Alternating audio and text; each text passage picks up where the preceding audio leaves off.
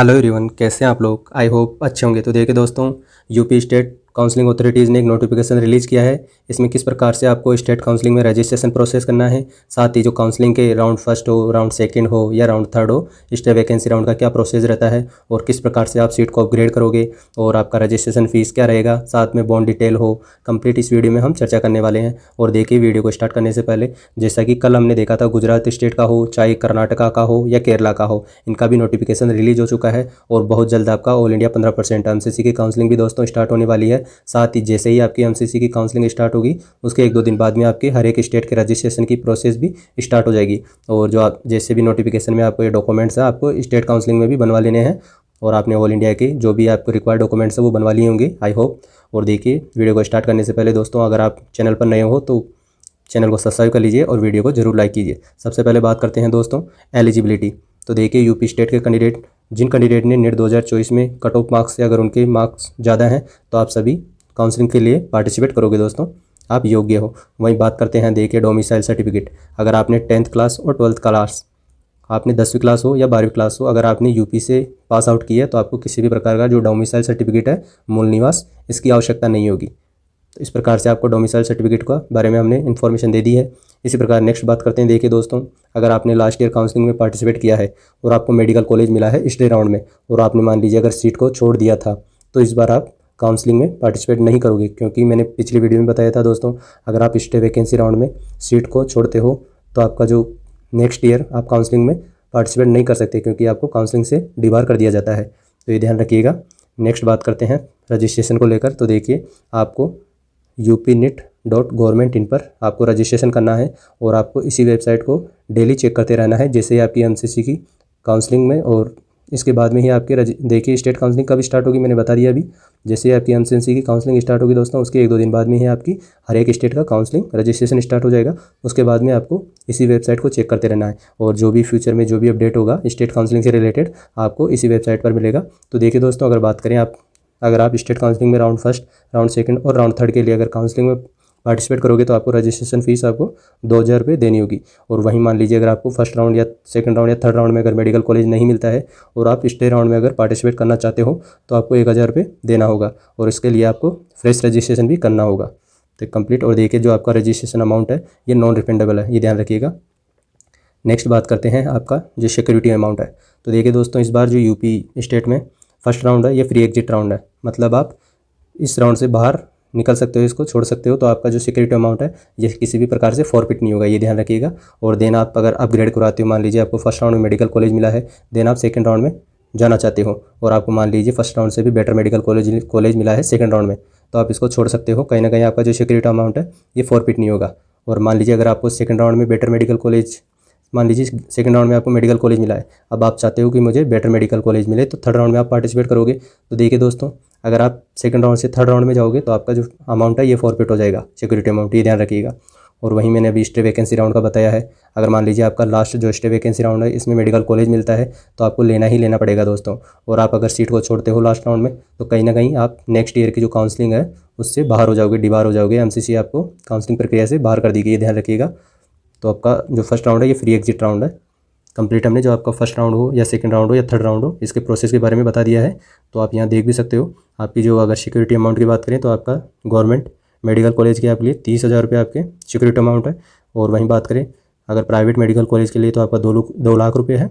वहीं अगर निजी, प्राइवेट और डेंटल, जो आपके प्राइवेट डेंटल कॉलेज हैं उनके लिए आपका 1 लाख रुपये अमाउंट है, ध्यान रखिएगा। ये सिक्योरिटी अमाउंट कंप्लीट हमने यहाँ से इन्फॉर्मेशन दे दी है। वहीं नेक्स्ट बात करते हैं। देखिए, ऐसे कैंडिडेट जो कि गवर्नमेंट और प्राइवेट दोनों अगर इनमें पार्टिसिपेट करना चाहते हैं डेंटल कॉलेज की काउंसलिंग के लिए, तो आपकी ओनली 1 लाख रुपये सिक्योरिटी अमाउंट ये जमा होगा, ये ध्यान रखिएगा। इसी प्रकार अब देखते हैं आपका डॉक्यूमेंट्स। देखिए, आपका डॉक्यूमेंट्स यूपी कैंडिडेट का ऑनलाइन आपका वेरिफिकेशन होता है और आपका देखिए जैसे ही आप अपने डॉक्यूमेंट्स कौन कौन से आपको अपलोड करने हैं, तो आपको हाई सेकेंडरी मार्कशीट, साथ ही आपको सर्टिफिकेट, और वहीं बात करें 12th की मार्कशीट होनी चाहिए। और आपको अगर मान लीजिए आप कैटेगरी से बिलोंग करते हो, ओबीसी, एसटी, एससी, ईडब्ल्यूएस हो गया, एक्स सर्विसमैन हो गया, एनसीसी कैंडिडेट हो गए, या फ्रीडम फाइटर्स हो गए, या पीडब्ल्यूडी कैंडिडेट हो गए, तो इनको आपका सर्टिफिकेट अपलोड करना है। साथ ही अभी ऊपर मैंने आपको डोमिसाइल सर्टिफिकेट के बारे में बता दिया है। अगर आपने 10th और 12th अगर क्लास उत्तर प्रदेश से पास आउट किए तो आपको किसी भी प्रकार का डोमिसाइल सर्टिफिकेट अपलोड करने की आवश्यकता नहीं है।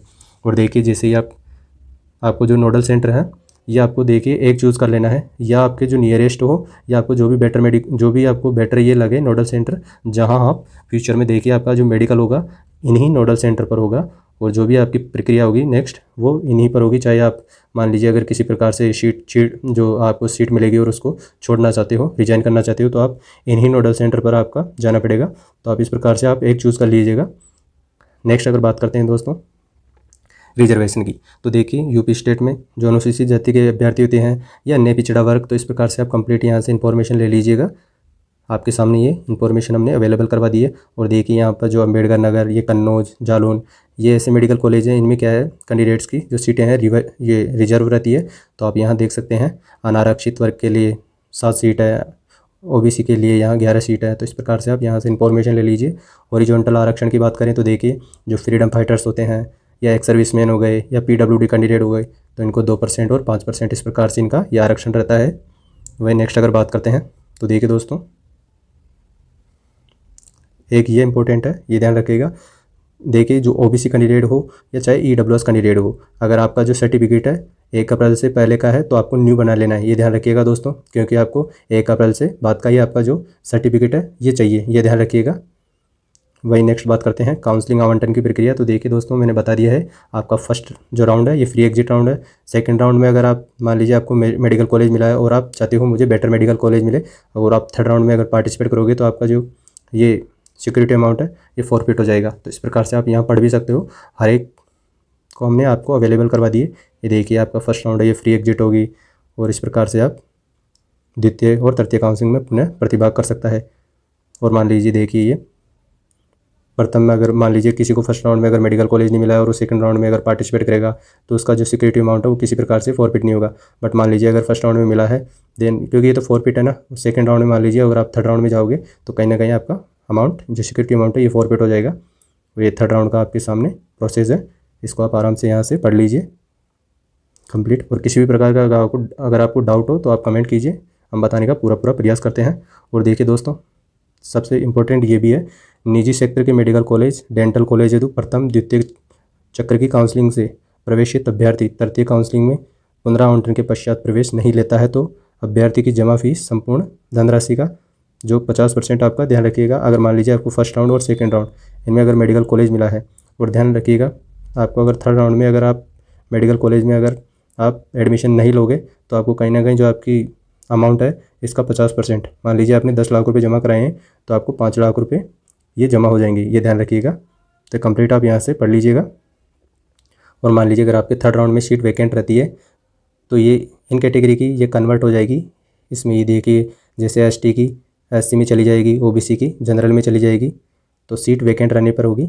और आपका जो फोर्थ राउंड है वो मैंने बता दिया है दोस्तों।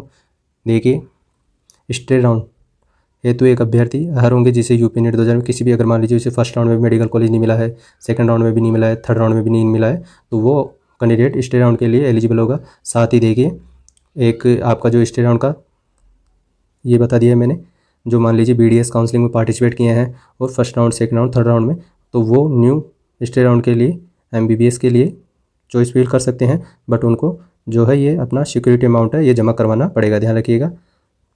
तो इस प्रकार से आप कंप्लीट यहाँ से देख लीजिए। और आपको जो अभी मैंने बताया न्यू रजिस्ट्रेशन करना है, इसके लिए आपको 1000 रुपये स्टेट राउंड के लिए पे करने होंगे। तो इस प्रकार से आप कंप्लीट यहाँ से इन्फॉर्मेशन ले सकते हो। ये देखिए प्रथम द्वितीय तृतीय काउंसलिंग में पंजीकृत एवं अनावंटित, मान लीजिए जिनको अलॉट नहीं हुआ है, ऐसे अभ्यर्थी जिनके द्वारा पूर्व में जो धनराशि है आपका सिक्योरिटी अमाउंट है ये जमा की गई है, उन्हें स्टेट राउंड के लिए काउंसलिंग में प्रतिभाग करनी है तो पुनः जो सिक्योरिटी अमाउंट है ये जमा कराने की आवश्यकता नहीं है। तो ये है इसमें, मान लीजिए आपको फर्स्ट राउंड में, सेकंड राउंड में, थर्ड राउंड में अगर मेडिकल कॉलेज नहीं मिला है तो आपको जो फोर्थ राउंड है स्टे राउंड में किसी भी प्रकार की सिक्योरिटी अमाउंट जमा कराने की आवश्यकता नहीं है। और मान लीजिए अगर आपको स्टे राउंड में अगर मेडिकल कॉलेज मिलता है फोर्थ राउंड में और आप इसको छोड़ना चाहते हो सीट को, तो आपका देखिए दोस्तों अगर आप अगले साल अगर पार्टिसिपेट करोगे तो कहीं ना कहीं आप काउंसलिंग से बाहर हो जाओगे, ये ध्यान रखिएगा। तो फर्स्ट राउंड आपका फ्री एग्जिट राउंड है और सेकंड राउंड और थर्ड राउंड में आप अपग्रेड करा सकते हो। वहीं मैंने बताया आपका जो प्राइवेट मेडिकल कॉलेज के लिए अगर थर्ड राउंड में आप छोड़ते हो तो 50% आपकी फ़ीस वो जमा हो जाएगी। और अगर स्टे राउंड का बात करें तो देखिए आपको न्यू रजिस्ट्रेशन करना पड़ेगा इसमें अगर पार्टिसिपेट करते हो। और वहीं बात करते हैं आपका 1000 रुपये आपकी फ़ीस रहेगी इसमें रजिस्ट्रेशन की। और सबसे इंपॉर्टेंट देखिए अगर आपको स्टे राउंड में अगर सीट मिलती है और आप इसको छोड़ना चाहते हो तो कहीं ना कहीं आप अगर आगे आगे के साल के लिए आप उस काउंसलिंग प्रक्रिया से बाहर हो जाओगे, डिबार हो जाओगे, ध्यान रखिएगा। तो कंप्लीट हमने आपको बता दिया है। नोडल सेंटर के बारे में भी आपको इन्फॉर्मेशन दे दी है और ये हमने बता दिया है आपको अगर मान लीजिए त्यागपत्र या रिजाइन करना है तो नोडल सेंटर पर ही आपकी कंप्लीट वहाँ हो गया और मेडिकल भी आपका नोडल सेंटर पर ही होगा। और ये हमने बता दिया फर्स्ट राउंड किस प्रकार से वर्क करता है, आप यहाँ से देख भी सकते हो कंप्लीट इन्फॉर्मेशन। और किसी भी प्रकार का अगर काउंसलिंग से रिलेटेड आपका डाउट हो तो दोस्तों कमेंट कीजिए, हम बताने का पूरा प्रयास करते हैं। और ये बॉन्ड डिटेल आपकी देख लीजिए, जैसे कि मैंने बताया था आपका एक फीस जो फिक्स अमाउंट होता है वो पे कीजिए आफ्टर MBBS। और अगर आप मान लीजिए अगर पे नहीं करना चाहते अमाउंट को तो आपको वहाँ 1 या 2 साल सर्विस देनी पड़ती है। तो कंप्लीट आपका जब इन्फॉर्मेशन बुलेटिन रिलीज होगा तब उसमें देख लीजिएगा। तो ये हमने आपको जो UP कैंडिडेट हैं उनको काउंसलिंग से रिलेटेड जो भी आपका ये इन्फॉर्मेशन बुलेटिन रिलीज हुआ था इसकी इन्फॉर्मेशन दे दी है। और दोस्तों वीडियो को लाइक और चैनल को जरूर सब्सक्राइब कर लीजिए, इसी प्रकार की अपडेट और इन्फॉर्मेशन हम आपको देते रहते हैं। धन्यवाद।